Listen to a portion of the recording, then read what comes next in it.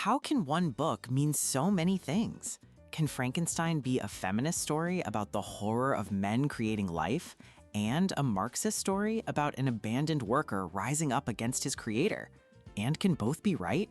The answer is yes, and the principle that makes this possible is called textual integrity. Textual integrity is a simple but powerful idea. Your interpretation must respect the text. While a great book can support multiple critical readings, it cannot support all of them. Your analysis must be grounded in evidence from the page, not twisted to fit a theory. It means the text remains coherent and recognizable, even when viewed from different angles.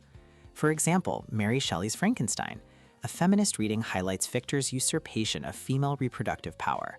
A Marxist reading sees the creature as an exploited worker abandoned by his capitalist creator. Both are valid because the novel is rich with evidence for each. But you couldn't argue Frankenstein is a light-hearted romantic comedy. That violates its integrity because it contradicts the entire plot and tone.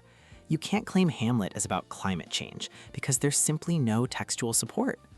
The best analysis even embraces contradiction.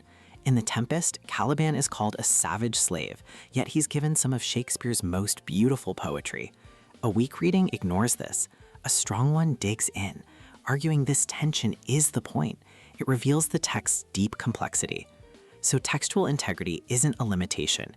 It's what makes literary analysis rigorous. It allows a text's true richness to shine, proving it's complex enough for deep, varied, and defensible arguments.